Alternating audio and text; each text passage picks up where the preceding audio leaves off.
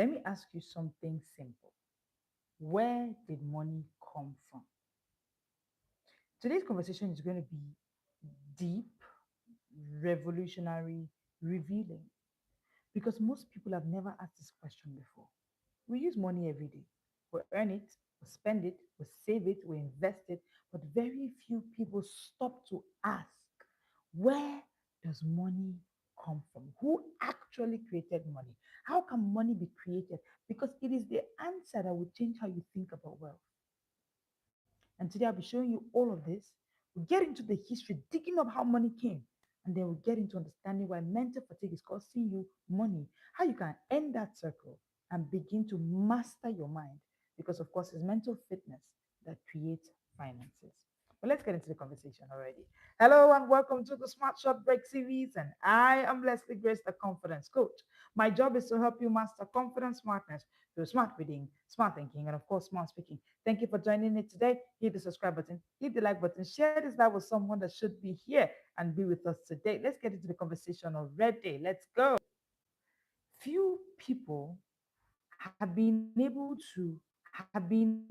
to think about money. And among those people who have been able to think, where does money come from? Because if you understand where money comes from, you'll be able to master money and you'll be able to help yourself from making those mistakes, what we call money mistakes. And how do you prevent it? How do you protect yourself from it? There's a way out. I want to take us a little bit back into history. Let's start from there, shall we? Thank you. Now, thousands of years ago, money did not exist. There were no bank accounts, there were no paper currency, there were no credit cards. People survived through what we call barter. Call it trade by barter. So barter simply meant exchange of value. So I give you goats, you give me bags of rice. If you had goats and I had rice, we could trade. I give you two bags of rice, you give me one live goat. That was how trade happened thousands of years ago. But then after using barter for a while, they realized that, oh, barter has problem. The big problem is that it required a perfect coincidence of needs for you to be able to trade, for you to be able to buy. So you have bag of rice, and then you needed goat meat to cook the other bags of rice you have at home. You have to carry a bag of rice and be looking for somebody who has goat meat that will give you and then collect your rice. If you had fish and you wanted shoes, you needed to find someone who had shoes and wanted fish. So trade was slow and economies grew slowly in those days. There were no sporadic economic growth like what we have now. So imagine if every time you wanted to buy fuel, I mean, in today's world, just imagine that today you want to buy fuel or you want to buy groceries, then you have to carry goats from your house or you have to carry a bag of rice, put in your car, drive to the market before you can exchange it and then get what you want. Just imagine. Would business move fast that way? Of course not. Of course not. So humans needed a better system. And then that's how money started coming. So we have the first system of money, which is commodity money. If you can see and hear me, please hit the subscribe button, hit the like button. Let me know in the comment section, where are you joining me from? I need to know, where are you joining me from? Let me know, where are you joining me from? Hello and welcome. So we have the first system of money, which was commodity money. Okay. So societies began using objects of agreed value as money. Different civilization used salt, cowrie shells, beads, grains, livestock, precious metals. They had a lot that we began to use. In Africa, then we now had cowries. That's how cowries came to play. Cowrie shells were used as currency. In some part of the world, like ancient Rome, cowrie shells, soldiers sometimes we use things like salt, exchange it. In fact, interestingly, that's where salary comes from. Salary comes from the word salt. Hello, Ivy. Hi, everybody. I can see in the comment section. Now, even your salary today, do you know that interestingly, your salary traces back to human agreements around your value? Anyway, let's come back. So that's how money grew. In the beginning, it was barter. There was no money. Then it grew from barter to commodity money. Let's go to number 3. Stage 3, coins. I'm going somewhere. I want to show you the process of how we got to the money where we are now so that I can prove to you that money is created by man. And so, if you do not have this understanding, you know that your money mistakes is what is actually causing your money level. It's not that there is any problem with money per se. And so, mental fitness is key. Let's go. Let's go. I don't want to skip myself. Stage three, coins. Now, the moment trade began to expand, civilizations begin to happen and evolve, they created coins. So we had gold coins and then silver coins. How many of you saw coins? If you saw coins, put the comment section. Yes, I did. Just say coins. So we had gold coins, we had silver coins, we had bronze coins. I still have some coins till now. Until now, there are still nations that still use coins. Yeah. So it means that the real power of that money wasn't the metal. It was it was it was trust. We could trust that this metal carried this amount of value. So people trusted the coins because society agreed. We all of us created the coin and we all agreed that okay, this coin is 500 this coin is 1000 that.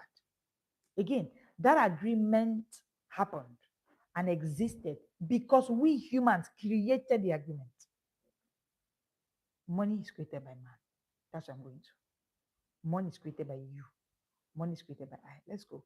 Then we now go to stage four. So can you see from barter to commodity money to coins money to paper money?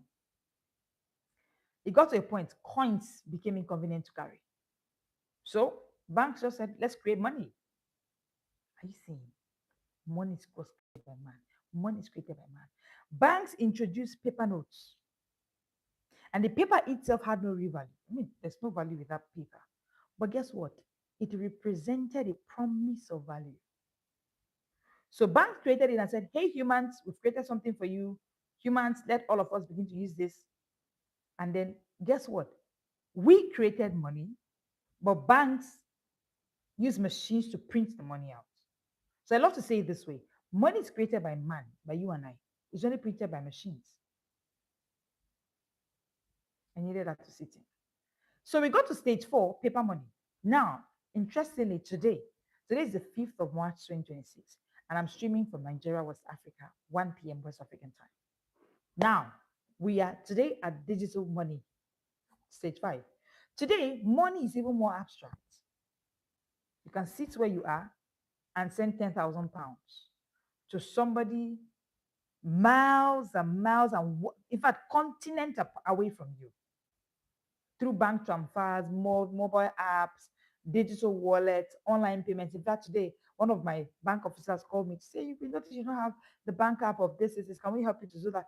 I said, I don't have time to come to the bank. Say, it's okay, we cannot fix it for you. That's what we're talking about.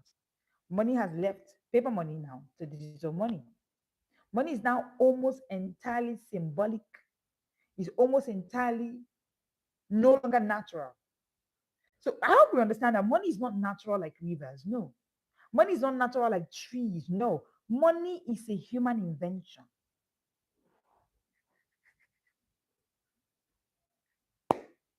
So because money is a human invention, it means that every money mistake will cost you, every mental mistake can cost you money because your brain created money. We all created money. Let me explain.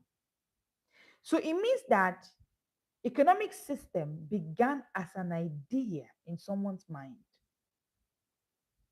Let me share my personal story with you. A few years ago, I noticed something in my life that was quite uncomfortable. I was working hard, my schedule was full, I had a lot on my table, but my best ideas were becoming fewer. I could not think anything. I could not come up with ideas. Sometimes I would make decisions and I would later regret. I was asking myself, why didn't I think about that properly? Why did I say that way? Why did that come out of me like that? And then I began to realize something powerful. Hey, hi Choco. Hello, hello, hello. Yes, the conversation today is a very it's a conversation that's dear to my heart. It happened like it's my story, it's me. Let's continue. So when it got to that point where I was busy working, I was everywhere, but guess what? No ideas, nothing was coming. That was when I realized something powerful. That the problem is not opportunity. The problem was mental fatigue. My brain was overloaded with information, distractions. responsibilities, notifications everywhere on social media, everywhere I turn noise, noise, noise. And then when the brain becomes tired, no matter how smart you are, you may start making expensive decisions. Sorry about that. We had a little bit of network glitch.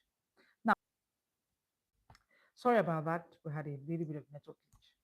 Now, when you begin to function from a place of mental drain, you're tired, even the smartest people will start making expensive decisions. So for me, I realized something that I wish that most busy professionals can get to realize.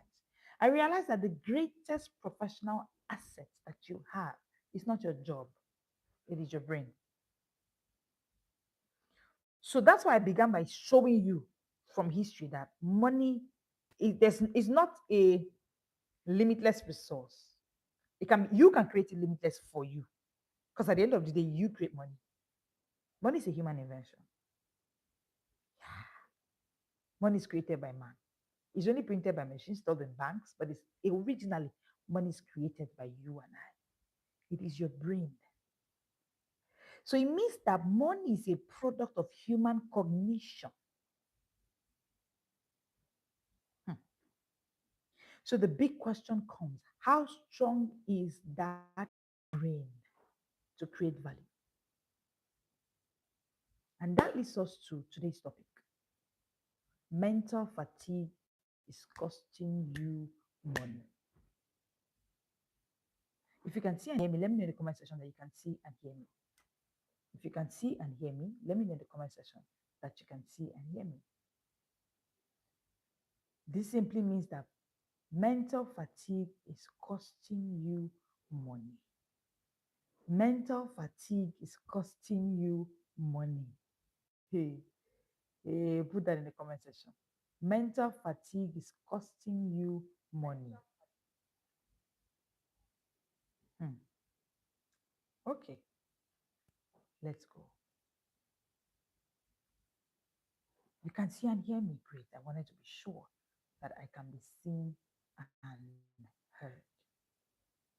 Mental fatigue, simply put, is costing you money. So it's an emergency that we begin to look at mental fatigue. In Genesis 1, verse 26, the Bible says, let us make man in our own image. God is a maker, God is a creator. Humans are designed to create value. Just the way we're created, we're actually created to create. Say to yourself, I'm created to create. I am created to create. I am created to create. Humans were designed to create. But you see, creation always begins from the mind. As a man thinketh in his heart, so is he. It begins with you beginning to actually see yourself as a creator. Life eventually reflects the quality of your thinking. If thinking weakens, outcome weaken. I'm going somewhere, stay with me. And that's what the Bible says, be transformed by the renewing of your mind. Transformation begins with mental renewal. Don't play down on your mind.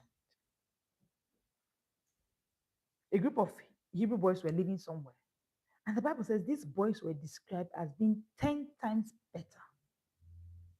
And guess what? They made 10 times more. There's a book that I'm loving, and I want to absolutely recommend that book. The 10X Rule by Grant Cardone. I recommend it highly. Please read it. Hmm. So back to the Hebrew boys. They were said that these boys were 10 times better in every matter of wisdom and understanding. So mental excellence can be multiplied. Did you know that? God did not design you and I for mediocrity. Our mind was designed for excellence. Do you know why? Because our mind is the machine that actually makes money. I'll say that again.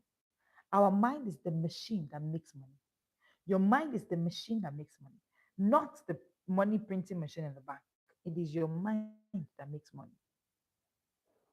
Your brain is only 2% of your body weight. Did you know? Yet, your brain consumes about 20% of your body's energy. Thinking is biologically expensive. Thinking is work. Thinking is work. So, whenever you are overloading your mind or not giving it the fitness that it requires, your mind gets to the place of cognitive overload. And once it hits that point of cognitive overload, focus drops, memory weakens, decision quality declines. And so you begin to take funny, funny decisions. And one of the greatest sources of mental overload, of course, is too much of social media. Research has shown that people touch their phones at least 90 times a day. At least 90 times a day. What they do not realize that for every time you touch your phone and get interrupted, you have at least a 23 minutes to come back. Your focus drops. It takes your brain, your focus level to take about 23 minutes to come back, which means that your brain rarely reaches deep thinking mode by the time you do this 90 times. So calculate it. How many minutes do you have in a day? Then imagine that if you touch your phone 90 times, it will take you 23 minutes to come back. Hmm. Okay. So it means that reaction mode is where your brain will be eventually. And it will be at that reaction mode. Reaction mode, the problem with it is that it gives you average results. It is until you get to the point of deep focus. Yesterday I talked about a deep working window. Okay. And I said, everybody build your deep working window. Time that you do deep work window. All right. Because deep focus is where you can produce breakthrough ideas. And I will show you. I want to show you a couple of billionaires and cognitive stamina. Interestingly, interestingly, in the book we just booked this month, it's a month of finances, and we're looking at book bingers that are billionaires who became billionaires by book binging. So I'm going to show you a couple of them today, in a bit to show you that money mistakes, mental fatigue, is the greatest source of money mistakes. I want to show you something. Bill Gates. Bill Gates said that he developed a habit that he called the thinking week. So he calls it a think week. So twice a year for Bill Gates, he isolates himself. He isolates himself with books and ideas for an entire week. One whole week. Most of the great inventions that Microsoft comes up with comes out after Bill Gates returned from those thinking weeks. Sometimes he calls them thinking retreats, but he goes for a think week. Deep thinking is how you create massive value. So, can you see that money is made by your mind? And so, can you also see that lack of focus, lack of creating that window? And that's what the brain gym is about, sir. Having a system to actually unplug, and just be with books, be with ideas, sit with it. For biggest is an entire week. And I'm looking forward for those moments. I mean, for now, we're just beginning with a few hours live in Port Harcourt, then online virtual. We'll just have a couple of minutes here and there. But we're looking at that. We'll build it to the point where we can do it in a week. Yeah. Where you unplug, no phones, no distractions, just you, your books, your ideas. Deep thinking is how you create massive value. So instead of saying these people are just gifted, can you go for 1 week without your phone? That's the question. Do you know what you can create if you go for 1 week without your phone? Warren Buffett, let's go. Warren Buffett, I'm going somewhere. I'm going somewhere. I'm going somewhere. Warren Buffett. Warren Buffett spends about 80% of his day reading and thinking. So Warren Buffett once said that he reads 500 pages every day. Sometimes when I say read a book a week, people come and they say, are you sure that we're not reading too much? Are you sure you're not doing too much? Too much, by the way, does not exist. Yeah, good. Thank you for allowing that to sit in. Now, people like Warren Buffett does 500 pages of books a day. This is not just love for books, it's cognitive training.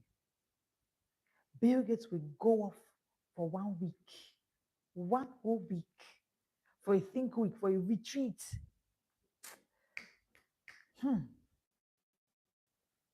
This is how they prevent mental fatigue. And why are they preventing mental fatigue? Why are they going on these brain gym exercises? Because they understand that mental fatigue is the largest cause of money mistakes. Jeff Bezos, another example. Jeff Bezos insists on a slow thinking when he wants to go for important decisions. He takes it slowly to decide because tired brains make short term decisions. But you see, when your mind is clear, when you've gone into a brain gym, you've been able to clear your mind, you take better long term decisions. So you see, these people try to look for a way to guard their mind power. Why? So they guard it. They make sure that all of those notifications, messages, meetings, multitasking, those things create noise. They create interruption. How what? They interrupt deep thinking. Decision fatigue is what happens when the quality of decisions begin to drop. Every decision that you take takes mental energy from you. Yeah. If your brain is taking 20% of your mental of your energy of your body, can you imagine what it takes for every thought you take? Please, can I be seen and heard? I'm just seeing that somebody says they can't, it's not showing on their end. Please, can I be seen and heard? If you can see and hear me, let me know in the comment section that you can.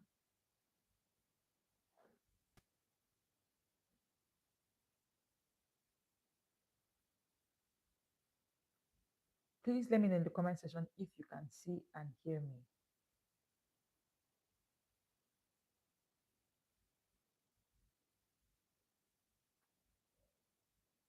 Okay, thank you. Thank you. Thank you. Okay, let me continue. I just wanted to check. Sorry about that.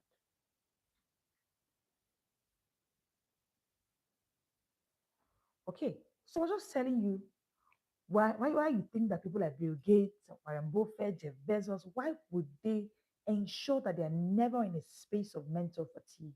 Why? Because they understand that it will cost them money. It will cost them money. These individuals guard their thinking capacity like life depends on it. Yet, many professionals just leave it to chance. Notifications, messages, meetings, multitasking, they keep interrupting. They keep interrupting deep thinking. And so you see that your decisions are somehow, you just take any kind of decision.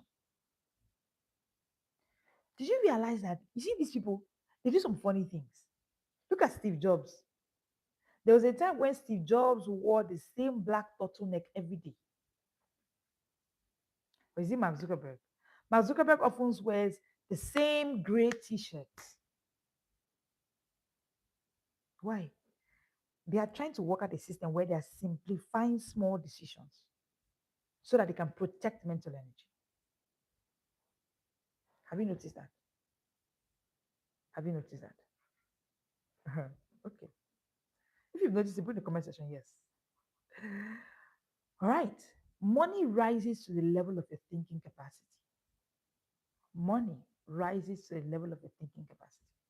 So there are about 4 levels of thinking capacity. I will share with you quickly, and then we'll see how we can wrap this up. Level 1, survival thinking. When you begin to focus on immediate problems, financial stress, you're thinking of, hey, what will I solve now? At this point of survival thinking, let me tell you the truth, growth thinking disappears. You cannot think, interestingly, these levels of thinking, you cannot be at two at the same time. No, no. Survival thinking is the kind of thinking you can have, and your phone is booming, you're answering phone call, you are looking at email, and you're not saying you're thinking. No. Let's go to level 2. Level 2 is functional thinking. This point, you can perform tasks well. Thinking is mostly operational. So somehow your income is growing sharp because you're thinking, you're trying to think. But come up. Level 3, strategic thinking. At the level 3 of strategic thinking, professionals begin to analyze patterns. So they begin to ask themselves questions. See, in today's world, I want you to take it away from this live session. In today's world, it's not about the answers you get, it's about the questions you ask. You should stop going to AI apps to ask for questions, to ask for answers.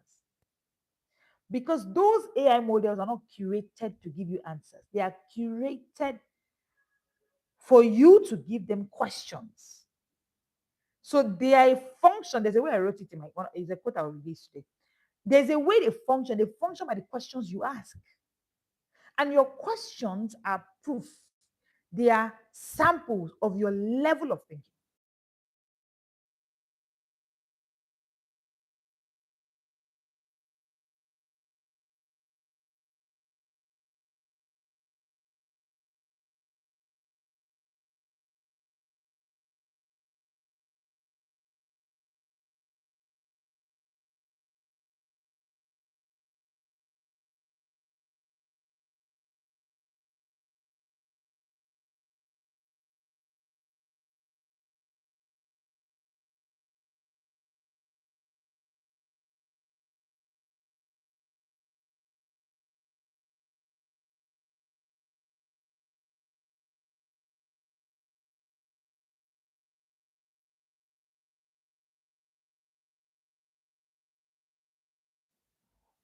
Okay, so network glitch. I was trying to fix it and come back, but well, I'm so sorry about that. So let's go. I wanted to talk. Okay, I was talking about strategic thinking, level three, and I said level three strategic thinking.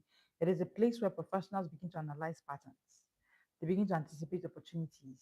Careers begin to accelerate at this level because you are now working at a point where you're not just looking at things and not observing anything. You are not just seeing, you are looking. You're not just looking, you are seeing. At the same time, you are look at questioning patterns. So I like okay, I was trying to talk about AI, and I said today we have AI models. It's not about the answers the AI models give you. It's about the questions you ask. And the questions we ask are a product of our thinking level. At the point of strategic thinking, you're beginning to ask questions because you begin to question patterns. You begin to question systems. You begin to question stereotypes, right? But let's get to the upper level, the upper echelon. That's level four. Level four is value creation thinking. At this level, that's where new products come out. Because you moved from level three with the strategic thinking. So you are done thinking about all of that. You are now at the point where you are now creating value. Okay, I question this pattern. There's a problem with this. What value can I create to solve that problem? So you begin to do value creation, new products, new companies, new industries. This level creates massive wealth. That's what we're seeing with Elon Musk today. He's building transformative industries because he's at the value creation thinking level. The good thing about the brain gene is that the brain gene trains you for three mental muscles: focus, thinking, retention. Focus determines what opportunities you see. It's until you focus on something that you can see that there are opportunities there. Thinking, however, processes information and creates strategy. Because the moment you begin to think, you begin to create strategies to solve it. And retention is how you can turn knowledge into usable intelligence. Without retention, learning just becomes accumulation. It just becomes like entertainment. But with retention, what you learn can become economic power. You can now turn knowledge into mileage. I need you to write for me in the comment section. One opportunity you missed before in life, one decision you delayed in life, one lesson you learned but you never applied. Now, when you remember that, ask yourself this question: was it mental fatigue that caused it? And when you answer this question, you realize that money mistakes are a function of mental fatigue. How do you build a mentally fit brain? Mental fitness is key in today's world. Like, there's never been a time in history where your mental fitness is in the greatest of demands because money is created by man. Machines only print it, banks only store it, but creation begins in the mind. Your most important financial asset is not your salary, it is your brain. When your brain becomes stronger, opportunities becomes clearer. You begin to see opportunities clearer. Decisions become sharper. You can now decide better. Value creation becomes greater and the norm. So if you want to measure your mental fitness in focus, thinking, and retention, I've already created for you a simple brain test. And if I see in the comment section free, I will give you access to that simple brain test. Take a brain fitness test. Because professionals who will rise in this year, they will not rise because they worked harder. They will rise because they think sharper. I want you to end the circle of making money mistakes by building mental fitness. How? Take the brain gym. You don't know where to begin from. Take the brain test. Just come at free, and we'll give you access to the brain fitness test. Join the brain gym. Join the movement. Get into a gym. Work on your focus, retention, and your thinking level. Thank you so much for joining me today. I'll see you tomorrow at 1 p.m. West African time. Yes, we go live Mondays to Fridays at 1 p.m. West African time. I will see you tomorrow at 1 p.m. Share with me in the comment section, what do you think? What did you learn from today? What would you like to tell somebody? And if there's somebody who needs this kind of information, then by all means, go ahead and share this live with them. I'll see you tomorrow at 1 p.m. West African time. This is a smart world.